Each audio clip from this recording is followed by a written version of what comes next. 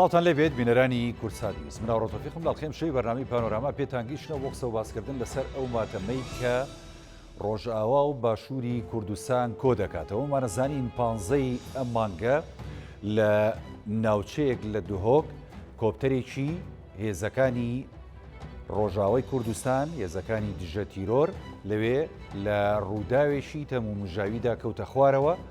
نۆ شەڕبانی یەشینەکانی پاراستنی دژە تیرۆری ڕۆژاوای کوردستان تێیدا شەهید بوون. ئەمڕۆ تەرمی ئەو نۆ شەڕبانە لە قامیشلۆ بە خاک سپێران.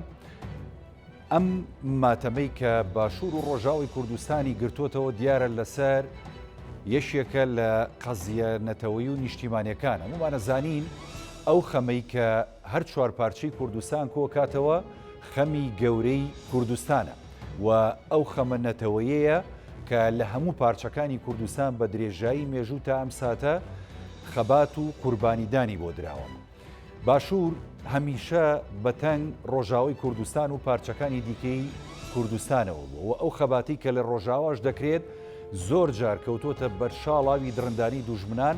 بەڵام بە پشتیوانی هێزەکانی باشووری کوردستان و لە ناویشیاندا یەشێتی نیشتیمانی کوردستان توانراوە ڕوبەڕووی مەترسیەکان ببێتەوە و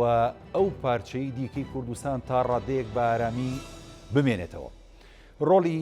کورد لە پارچەکانی کوردستان بۆ پاراستنی ئەو یەکگرتوویە چۆنە بێت؟ هێزەکانی یەکێتی نیشتیمانی کوردستان لەگەڵ پارچەکانی دیکەی کوردستان چۆن نەتوانێت مامەڵەیەشی دروست و سیاسی و سەربازیانە بکات؟ هاوپەیمانان تا چەند ڕۆڵیان هەیە لەم بابەتە بۆ ئەوەی کە بتوانن مامەڵەیەشی دروست لە ڕووی سیاسی سەربازی دیبلۆماسیەوە بکەن؟ ئەوەی کە ڕوو ئەدا لە هەرێمی کوردستان و لە پارچەکانی دیکە تا چەندە گرنگە ئێمە بە ڕۆحێکی نەتەوەی و نیشتیمانی وەری بگرین بۆەوەی کە قەزیەکەمان کە قەزی کورد و خاکە نێتە دواوە و پاشەکشەنەکە. ئەم شەو گفتوگۆکەین لەسەر ئەم بابەتە بە میوانداری هەرێک لە میوانە بەڕێزەکانم. برای بەڕێزمان کاگا بێستا شێخ محەممەد ئەندامی سەرکردایەتی شێتی کە لە سودوێ لەگەڵمە بەخێربی کاگا بێستا خۆشحاڵین کە لە بەرنامەی پانۆراما بینین. هەروەها کاکسیامەد عەلی لێپرسای ڕاگەاندنی چینەکانی پاراستنی گەل کە لە ڕێگەی سکایپەوە لە حەسەکە لەگەڵمانە. سەرەتا بە ڕوخسەتی کاگا بێستا با لە کاکسیامەد دەست پێ بکەین. کاکسیامەد ستاوت لێبێ. ئەمڕۆ تەرمی نۆ شەهید لە ڕۆژاوی کوردستان بە خاک سپێران کە لە خاکی هەرێمی کوردستان لە کەوتنە خوارەوەی هەلیکۆپتەرەکەیاندا شەهید بوون. ئەمە سەرەتا بۆ ئەم ڕووداوە پەیامی خۆت بگەینی. دەماوە و هەمووی تەماشاوانەوە خۆش بێت. هەلبەت ئەو بویانە دڵبئێشیا لە باشووری کوردستانی هاتە قەوماندن گۆ نە هەواڵێمە شەرمان و فەرمانداری نێکینێن ئانتیتەرۆر هێزە گۆهەری دژی شانەین داعشێ دژی تەرۆری شەرکی و جان فداکردنە لەوێ دەرێ دریا دو هەلیکۆپتەر ji ber rewşa hawayî a xirab a wê rojê de ê gul wê derê ketiye hemiye canê xwe da û şehîd ketin. Ji xwe îro bi merasîmekî pir girsehî neh hevalên me bi merasîmekî pir mezin bi bejdarbûna fermandariya giştî a Hêzên Sûriyayê Demokrat her wiha li kêleka wê gelek nûnerên cîhat û ên ku ji derve hatibûn her wiha bi bejdarbûna berpirs û fermandarê giştiyekî antîteror ên Silêmaniyê heval ke Wehab Helepçeyê got bir de amade bû. Hemû nameyên got îro hatin diyarkirin. Hemû nameyên got îro di vê merasîma bi heybet de hatin diyarkirin. Rastî ew yekîtiya gelê Kurd, yekîtiya got li ser bûyer û êş û azarên xwe bibin yek. Ev bûyera got neh hevalê me, neh fermandarên me canê xwe peda kirin di xatirê û karibin xakekî azad, xakekî pak û paqij ji gel û xizm û dost û zarokên me re jiyanekî azad biafrênin, ewa neke canê xwe feda kiribû. Helbet vir de rolekî pir mezin jî hebû ji bo hikûmeta Başûrê Kurdistanê û bi taybet xelk û hêzên me ên Gul Silêmaniyê got alîkariyekî pir cidî dan hêzên me anîna cenazeyên hevalên me ê fermandar ên gul wê de şehîd ketin ji endamê yekînên antîteror heta got gihane vê derê jî ew cih spasî û destxweşiyê bû jî em bawerin di bûyerekî bi vî rengî de bûyerekî bi vî şeklî de dema got pêştevanî ئاریکاری براتی ئاستا هەری زۆر دەبێت ئەو جێکێ خۆشی جێ سەربلنداییە دەماگوەیەک دەبینێ برایتە کورتکێلە کاتە سەکنێت هەموو قەیران و هەموو ئێشیادا ئەو جێ مۆرال و معنەویاتێکی پڕ بلند بوو ئەم باوەرن گەلێ باکوور و ژلاتی سووری ڕۆژاوای کوردستانی بێ قادا خۆی جوواکی قادا خۆی عسکەری بە vê bûyera pir bi êjî çiqas bi êş kujî lê dema piştewaniyekî ji hemû hêzin Kurdî dibîne helbet cêkê xweşekî pir mez. ئەم یەکگرتووی و ئەم ینی هەوانگی کە هەیە لە نێوان باشوور و ڕۆژاوی کوردستان و ئێستاش کە ئەم ماتەم و خەمە ینی هەردوو لای گرتوتەوە تا چەندە پێویستە کورد یەکگرتوو بێ بۆی کە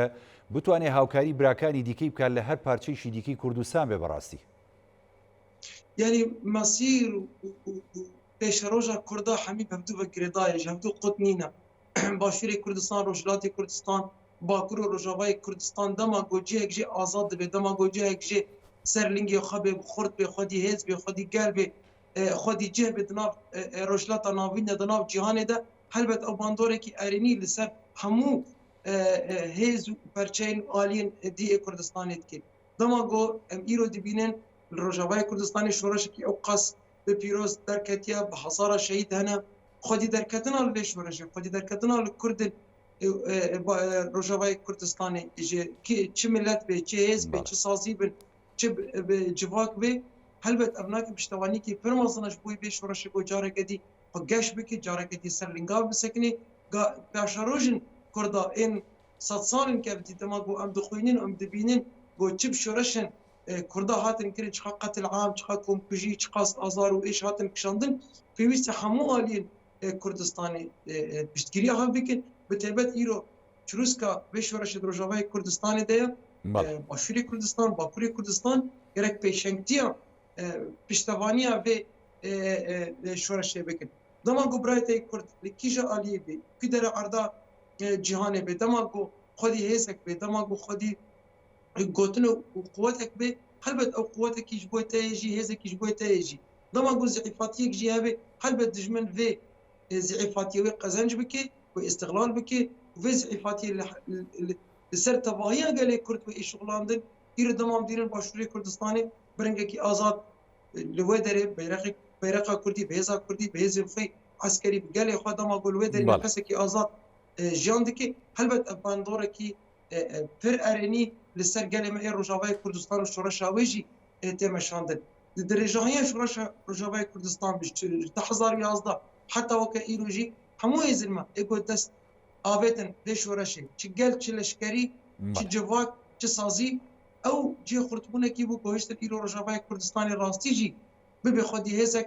سر اصل باکرو رجلاتی سوری سر اصل سوری سر اصل تواهی جهانی جی افجی سایا اشتگیریا گو گله کردش همو آلیابا جبر و یکم هر تبی دوبارت که پیوسته گله کرد ایدی برجواندیر گو نکوی خدمتا گله کرد پیوسته دن آلیه کی روش نه او وقت گو راستیجی گو ناکوکین خو کبنار ناکوکین خو کورودور یک در بخی قیبت ایرو وقت بیاره که وصا به اجدهات قوماندن ام تزانن یکینین آنتی ترور این باشوری کردستانی به تیبت اسلامانی یکینین آنتی ترور این روجاوای کردستانی درجه 10 ساله ده شرکی به همپا لهمبر تروری کرد پیوست همو هزن ما ایدیجی لکلک آوا هزن ما پشتوانی کی باش بدن جبرگو جارک ادی دوباره به مسیر کردا همی اگر باشیه که بیش گشتیاره به البته که خرابی جیه به همی همیش تمنی بدن دەست خۆش هەوا سیامەت لەگەڵ ما بمێنەوە دێمەوە خزمەت جەنابێت بۆ هەندێک پرسی دیکەی گرنگتر کاگا بێستا ینی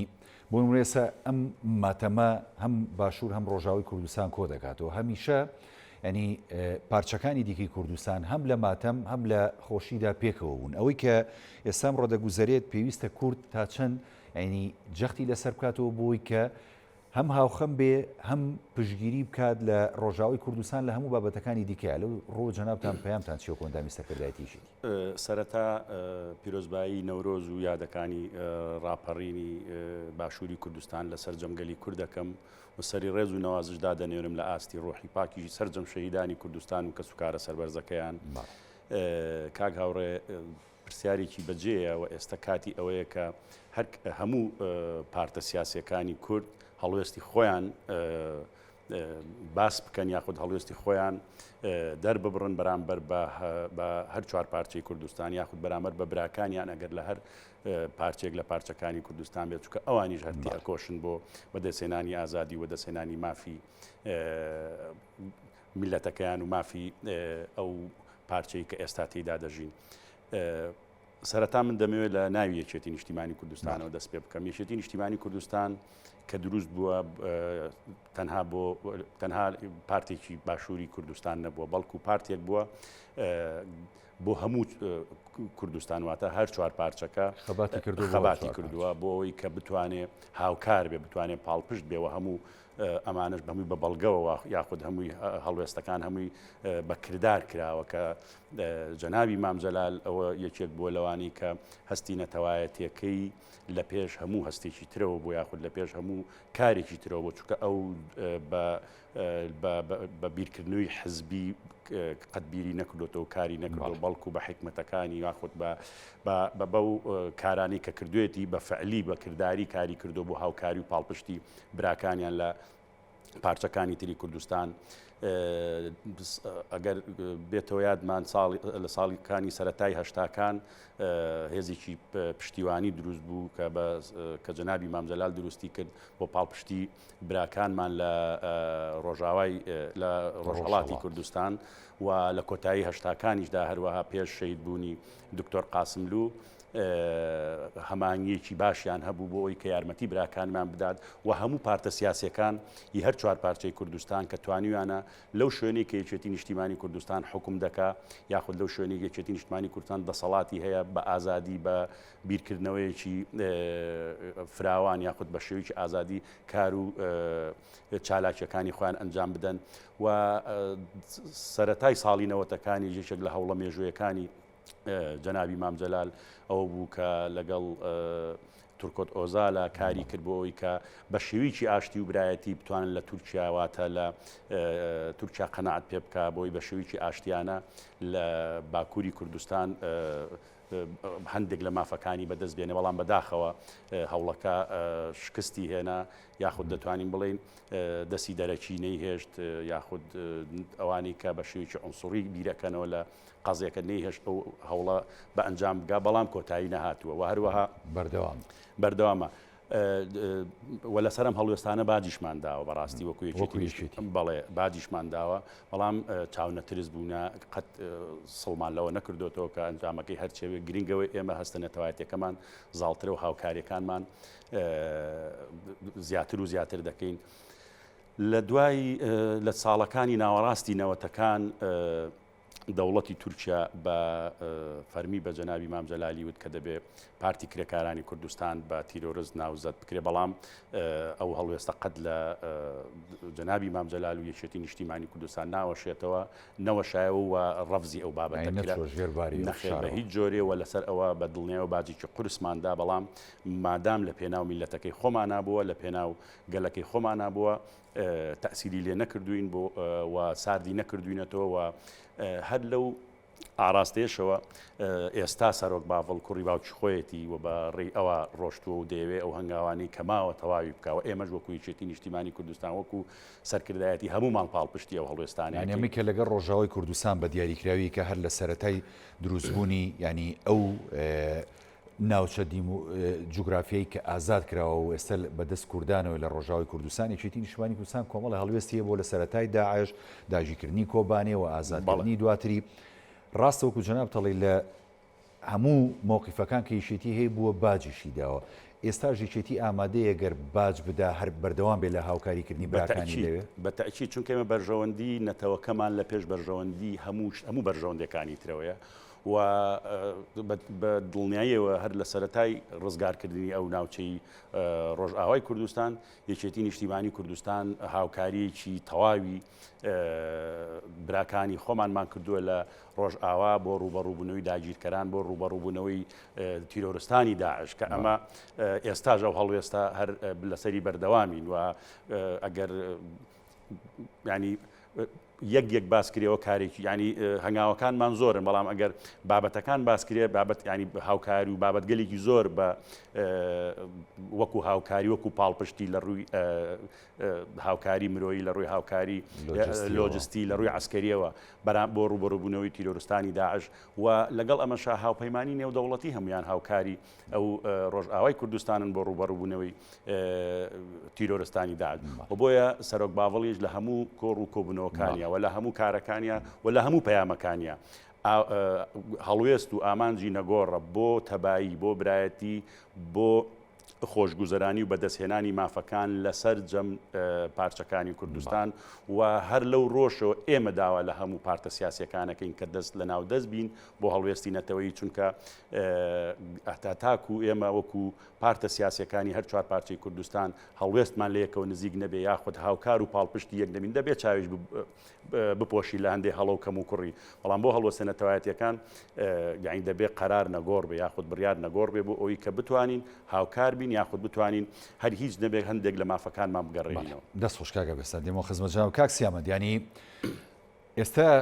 باشوور و ڕۆژاوای کوردستان ینی ئازادن و تا ڕادەیەک ینی سربەخۆیی و خودمختاری خۆیان هەیە و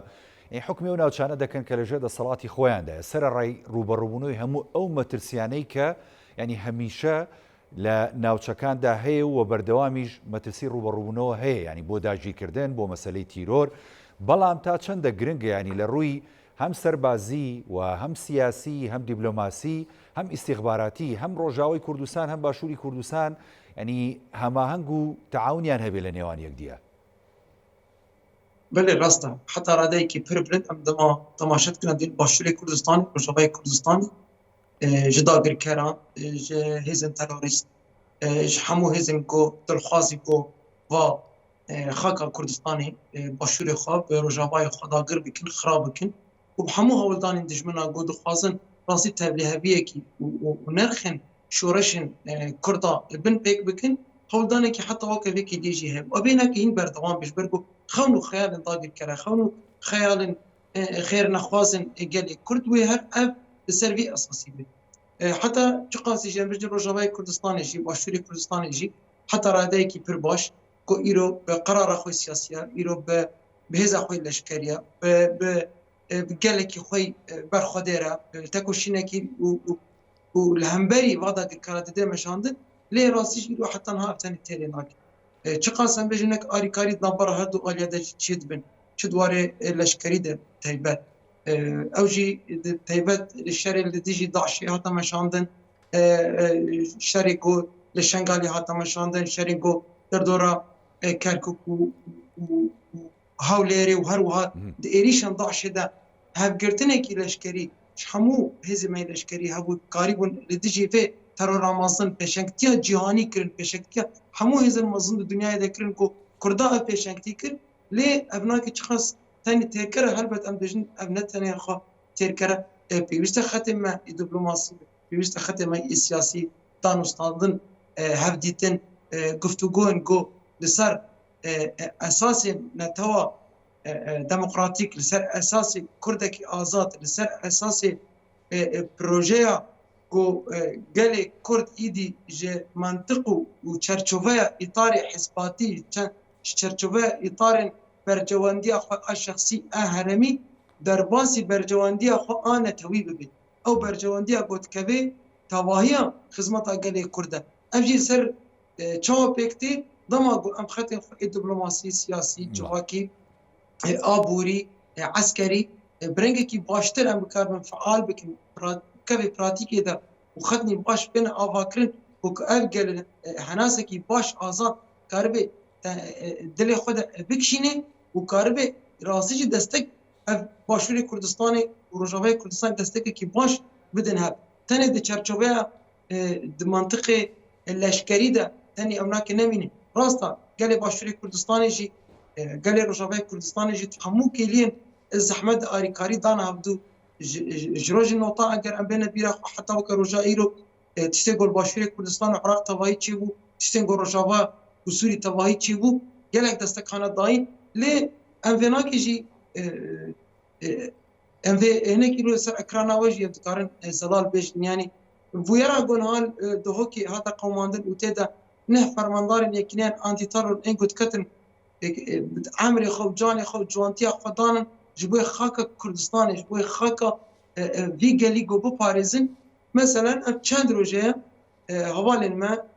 يقول له دري راستي نب اريكاريا هناك حوال بند ما بانا حتى ورقرتنا وا جنازين وا حواله هناك زحمت يعني يعني هما هنگ نبون حكومة يريمي كردستان دراك هاندريت اخوتن جوهاتن كرين يعني تام دكلتن خدمتا داگرکر خدمتا دجمن هذا جبرويك ام بي هما هنگ نبون حكومة يريمي كردستان كاغ سيامنت يعني ام دفرد راستي يعني دسلا يعني والي انجي محافظن دوكي ايكو اف داخياني انتان رغم يقو بيار باش سلال بو حمو اول بندن ما حمو هيزن ما ديار كرن قو اف شروان ايكيناش خب ما داخيان ياخد ما ديار كربو قو اف يكنين انتي ترور انجليدا هيزن سوريا ديمقراطن والخبات الشهر 11 ده بريواناكي لباجار سليمانية بو لمخابن دهوك محافظ دهوك دريا راك هاندنيرا تشتنقو هات سر ليفيو تشتنقو هات سر زماني واناكي ندكت خزمتا قد يقال كردت كتا خزمتا دجمنتا شبرويك يعني هرتم بانجا ما دريا راك هاندنا خارجي دريا زماني خارجي بوليتيك حوجداري كي ناكي جو اوقاس اريشك تشببه قيرانك تي اواكرن بويرك هاد الايشك قال كرد جارك دي بريني وي روجانا نودبه بيوست براتيل بيش بيوست اول بنديل بيش بيوست پشتیوانی بەڵام هەر خۆت کاکسی ئەمەد ینی ئاماژەت بە خاڵێکی زۆر گرنگ کرد ینی لە سەردەمانێک کە داعش نزیک بۆ لە سنوورەکانی هەرێمی کوردستان ینی ئێمە بینیمان لە یەک سەنگەرە گەریلا و شەڕبان و پێشمەرگە و ینی ئەوانەی کە جەنگان بۆ پاراستنی خاچی کوردستان و باشووری کوردستان ینی هەموو لە هێزە جیاوازەکانی ڕۆژئاوا و ڕۆژهەڵات و باشووری کوردستان بوون تا چەندە ئەم یەکگرتوویە لە ڕووی بە تایبەتی لە ڕووی هێز و لە ڕووی ینی ئیستیخباراتی و گرنگە بۆ ئێستای باشوور و ڕۆژاوی کوردستان هەلبەت تەنسیقك و خەباتێکی هەربەش لەناو باشوور و ڕۆژاوای کوردستاندا نەبێ خەدەریا بۆ ئیرۆ لەسەر باشووری کوردستانی هەلبەت لەسەر ڕۆژاوای کوردستانی ژی ئەم هەمووژی بویێرە شەنگالێ باش لەبەر چاوێ مەیە بویێرە مەخموورێ باش لەبەر چاوێ مەیە کەرکووک باش بەر چاوێ مەیە کوبانێ و قامشلۆ باش لەبەر چاوێ مەیە هەگەر ئەم تەنسیقێکی مستەمر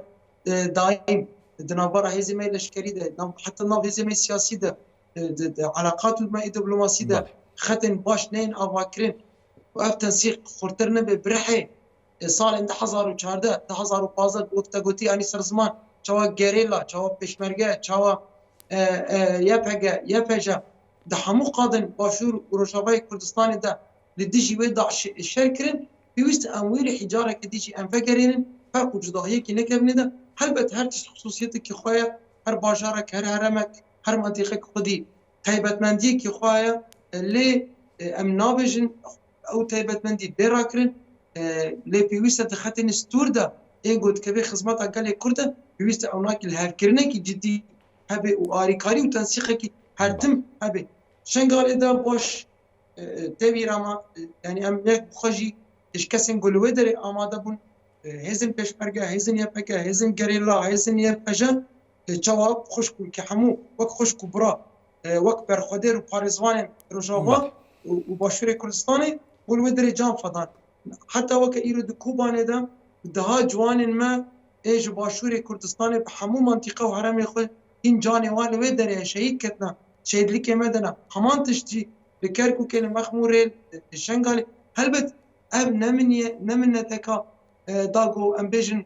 شهيد الرجاوان شهيد باشور كردستاني ابناك واجبك ما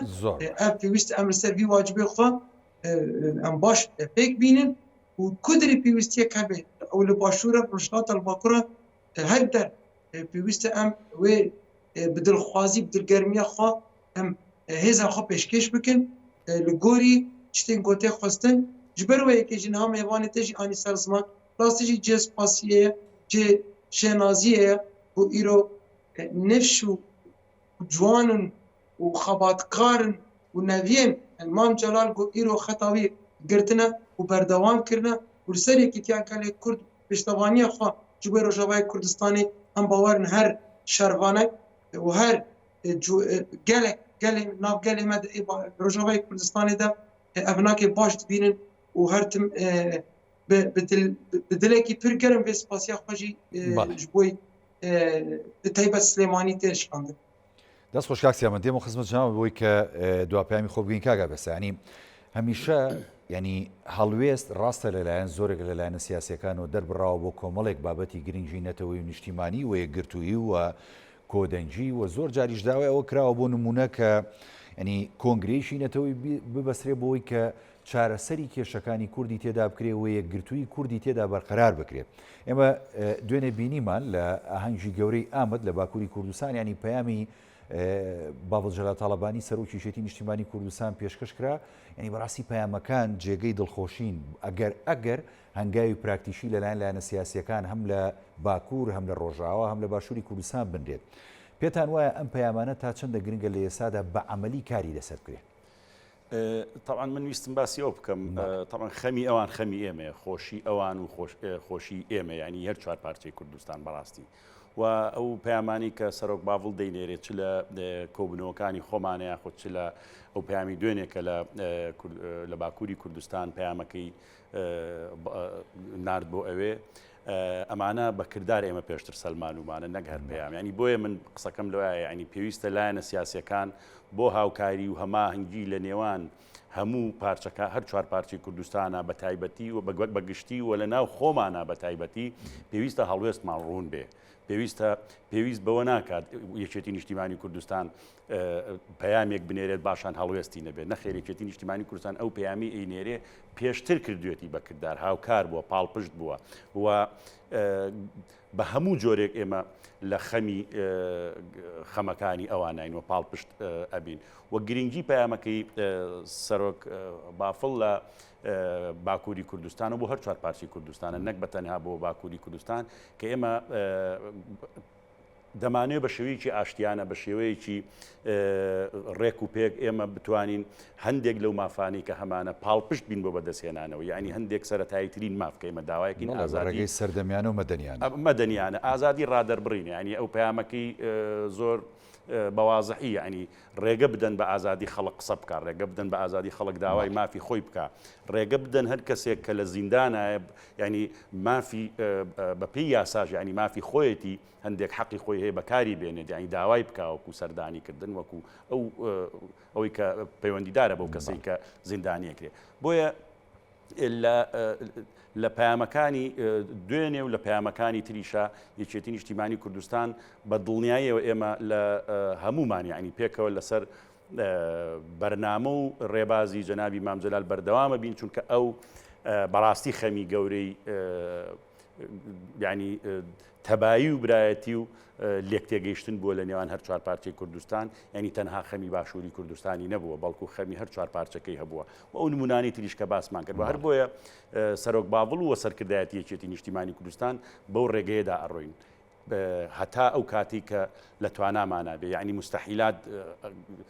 ئەنجامە دەین ینی بۆ هاوکاریکردن چونکە هەر هیچ نەبێت لە کۆتاییە ئەو ینی ئەوانی کە ئێمە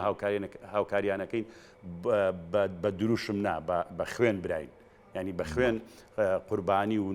خەم و خەفەت و ناخۆشی و خۆشیمان هەریەکە ینی دوجار بەهێزی هەر پارچێک لە پارچەکانی کوردستان ینی پشتیوانیە بۆ ئەوانی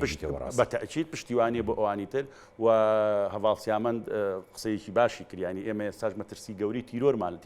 تیرۆرستانی داعشمان لەسەرە ینی ئەگەر وەکو جەنابەت ئاماژەت پێدا ئەو هەماهەنگیە نەبوایە و هاوکاری هێزەکانی هاوپەیمانی نەبوایە بەڕاستی باشووری کوردستانیش ئەکەوتە ژێر هەڕەشەیەکی ینی توندی تیرۆرستانی داعش و نمونەشمان کەرکووک و دەوروبەری کەرکووکە کە بە خوێنی هەزاران شەهید و سەدان شەهید پاراستمان بە هەماهەنگی هەموو لایەنەکان و هێزی هەر چوار پارچەی کوردستان زانێ و یەکگرتوویە زۆر جوارەکەی بینی بۆ نمونە تۆ لە بەرەکانی جەنگا ئەو یەکگرتووی دەبینی ینی هەموو کوردێک دڵی پێخۆش بەڵام زۆر جار ینی دەستێکی دەرەشی داخڵە بێ بابەتەکان بە ئاراسێکی زۆر جا دەسی دەرەچینیە دەسی ناوخۆیشە ینی بەداخەوە قسەیاکەم ینی ئەگەر لایەنە سیاسەکەشەوە بڵێ لە کێشە سیاسەکانیشەوە بێ ینی بەداخەوە ینی ئەگەر هەندێک جارێ هەندێک پامێ ئەگەر بۆ بەرژەوەندی میلەتەکەت نییە نەیدی ئەو پامە باشترە ینی بەداخەوە ینی من بۆیە چەند جارێک باسم کردووە لە هەر لێرەش لە کورسات و لە ینی ئاماژەم پێدا ینی کاکە ئەگەر هەریز نەبێ بۆ هەڵوێستە نەتەوایەتیەکان چی بۆ هەر چوار پارچەی کوردستان یاخود بۆ ناوچە دابڕێنراوەکەن کاکە بایەک بین بۆ هەڵوێستە نەتەوەیەتیەکان بایەک بین بۆ بابەتەکانی تر لە کوردستان قیناکە خلافی سیاسیمان هەیە ئەمە شتێکی ترە بەڵام بۆ کەرکووک و ناوچە دابڕێنراوەکان شتێکی ترە کاکە ینی لەگەڵ ما بەبۆی بتوانین یاخود بۆ پارچەکانی دیکە جیاوازە بەتەکید ینی ئەگەر یەکێتی نیشتیمانی کوردستان لە ناوچە جێناکەکان بەهێز بێ هەموو لایەنەکان بەهێزن ینی ئەمە بەستەنها بۆ یەکێتی نیشتیمانی کوردستان نییە ینی ئێمە لە ینی ینی لە هەموو دوژمنانی میلەتەکەمان ینی نایڵن بە کوردەکەی بەحەسینەوە ینی ینی نایڵن ئارام بینەوە بۆیە ئەبێت هەڵوێستمان یەک بێ ینی بۆیە هەموو کات سەرۆک بابڵ و سەرکردایەتی یەکێتی نیشتیمانی کوردستان لە هەموو کاتێکا دەسی ئاشتی و برایەتی درێژ ئەەکەین بۆ هەموو ئەو لایەنانی هەموو ئەو پارتانی چ لە ناوخۆی باشووری کوردستان و چ لە هەر چوار پارچەی کوردستان بۆی لەسەر مێزی گفتوگۆ هیچ نەبێت لەسەر هەڵوێستە نەتەوایەتیەکان یەک بین وە سەبارەت بەوەی کە جەنابەت ئاماژت پێدا کۆنگرەیەکی نەتەوەی کورد ببەسترێ بۆی هەڵوێستەکانمان یەخین بەداخەوە ینی هەندێک پارت و لایەن ئەرقەلەی بۆ دروستەکە لەوانەیە لە خۆی لەو ئاستەیان نەبینێ خۆی بە گەورەتر بزانێ و بۆیە سیاسەتکردن خزمەتکردن بە لوودبەرزی نابێ هەروەکو سەرۆک باوڵی ژین لە پامەکەی بۆ باکووری کوردستان وەکو جەنابتەڵی بۆ هەموو کوردان وتی ینی بەرژەوەندی نیشتیمان و کوردستان بخینە پێش بەرژەوەندی تاکە کەسی و حیزبەکەمانە ئەوە ئەوەڵ و ئەخیری هەڵوێستی یەکێتی نیشتیمانی کوردستان بۆیە ینی داوا ئەەکەین ئێمە هەر وەکو سەرکردایەتی یەکێتی نیشتیمانی کوردستان داوا ئەەکەین یعنی زۆر گرنگە بۆیە زۆر گرنگە کە لایەنەکان لە هەڵوێستە نەتەوایەتیەکانە یەک بن تکایە چونکە هیچ هێزێکی دەرەکیش بە ئاسانی جۆمان لێ ناگرێ ئەگەر بێت و ئێمە پەرتەوازە بین بەڵام ئەگەر یەک بین تەنانەت ئەگەر هەڵوێتیشان لەگەڵمانە نەبێ مەجبورن جۆمان لێ بگرن مەجبورن هاوکارمان بن بۆ ئەو کێشانی کە ڕوبەڕووی میلەتەکەمانە بێتەوە دەست خۆشکاگا بەستاژێن کاکسیامەن جەناب دۆ لێبسای ڕاگەیاندنی یەشینەکانی پاراستنی گەل ینی وەکو سەرۆکی یەکێتی نیشتیمانی کوردستان باڵجەرا تاڵەبانیەڵێ کوردستانیان نەمان تا چەندە گرنگە ینی هەموو پارچەکانی کوردستان بە خەڵکی مەدەنی و بە هێزە چەکدارەکان نێشینەکانی پاراستنی گەل پێشمەرگە شەڕڤان ینی گەریلا تا چەندە لەسەر ئەم دروشمە ئێمە پێویستە یەکگرتوو بین ئەمەوەکو دواپەیامی بەڕێزە وەرەگرم هەلبەت هەموو هێزن مەدە هەموو قاد و جوواکێن مەدە هەر چەر ئالین کوردستانی هەگەر بەرخۆدێڕنیەک لە هەمبەری داگیرکەرە دووری بەرجەوەندیان حزبی دووری بەرجەوەندیان شخصی نەیەکردن هەلبەت وی ڕەوشەماوە گەلی کورد وی جارێکەتی بەرخەڕامە ببێ ji ber wê yekî dema got em dibêjin bercewendiyên netewî bercewendiyên Kurdistanî heger bi ser nekebin helbet vê bercewendiyên hizbî ê şexsî jî wê bin bikevin Kurdistanekî azad nebe her çar aliyê xwe azad nebe dibin serwerî û desta gelê Kurd û hemû gelên heremê ê got bi Kurdistan de jiyan dikin nexwedî qerar bin nexwedî îrade bin helbet ew mijarên hizbewî mijarên şexsî mijarên bercewendiyên biçûk di çerçeveyên pir biçûk de helbet ew jî wê pûç bibin wê di qad û seheya tekoşînê de namînin ji ber wê yekê dema got dijin bercewendiya netewî li ser bercewendiyên hezbatiyan ew ji ber got netewiya Kurdistanê xetên distûr de dema got serkeftinek hebe wî demê jî qada siyasî de jî qada diplomasî de jî qada şexsî de jî qada avakirina hemû muessesat û saziyên pêwîst de hundirwê Kurdistanê de wê bi aramî û bi rehetî êja avakirin ji ber wê yekê jî destxweşiyam dikin ji bo serok başûrê Kurdistanê Mam Celal û hevalên ku pişta piş tarîxa wa îro dana meşandin bi taybet kak bafel ku îro em dibînin rastî jî piştewaniyekî cidî û helwestekî rast û pir zelal dide nîşandan. Ew ji ku dêtê ew boy avakirina xetekî netewî Kurdî hevbeş karibin dijî dagirkeran dijî êrîşkana bi hev re em şer bikin. Yani çawa godo li ser medyayê hate belavkirin dibin çima hinek aliyên Başûrê Kurdistanê Yekîtîn Niştimanê Kurdistan piştgiriya Rojavayê Kurdistanê dike wî demî ew nerxeke ew tiştek pîroz e dema ku dijmin dixwazin li ser vê têdê li ser vê xetê lêstika ava bikin û bêjin hûn çima alîkariya hev didin wî demî bizamin ku ew xeta herî rast e xeta tekoşîna azad ku ber Kurdistanekî azad ve diçe ew ê helbet wê rast bê ji ber wekî wê êrişî çê bibin em vênakê ticarî ji bîr nekin ego hewildanê yekîtiyekî gelê Kurd ava bike û yarmetî û xizmet bidin hevdû helbetî bibe armançê dijmina jî ji ber wekî em bêjin pêwîst e tekoşîn daha xurttir bibe da ku em heta va êrişî wanekî jî bin bix. بەڵێ دەست خۆش کاگ سیامە سوپاس دەکەم کاگا بێستا دوا سەرنج و پەیامی خۆتگەێنی سوپاس بۆ طبعا لە دوای لێکەوتەکانی ڕیفراندۆمەوە و کە بە عینادی کرا ڕیفراندۆم ئەنجامدرا کە کاتی نەبوو کوردستان لە 150 خاکی لە دەستدا بەداخەوە و هەروەها لەنا ئەوانەیە پارێزگای کەرکووک و بۆیە ئێمە وەکو پارێزگای کەرکووک مافی کووردە و لە ناو کوردیشە مافی یەکێتی نیشتیمانی کوردستانە و ئەلەوێش دەستی هاوکاری و دەستی برایەتی درێژەکەین کە بێن لەسەر مێزێکی گفتوگۆ دانیشین بۆی ڕێکەوین لەسەر دانانی پارێزگای کەرکووک و بەڵام یەکێتی نیشتیمانی کوردستان خاوەنی قەرارە بۆ دانانی پارێزگا لە شاری کەرکووک. دەسەکانی خۆش سواز بۆ کاگا بێستا شێخ محەممەد ئەندامی سەرکردایەتی یەکێتی نیشتیمانی کوردستان کە لە ستۆدیۆ لەگەڵ مابی سواز بۆ کاک سیامەد عەلی لە پرسای ڕاگەیاندنی چینەکانی پاراستنی گەل کە لە حەسەکەەوە لە ڕێگەی سکایپ لەگەڵ مامی زۆر سوپاس. بەڵێ بینەرانی بەڕێز ئەڵخێم شەوی پانۆراماتان پێشکەش کرا ئێوە ساغ و تەندروست باش خواتان لەگەڵ.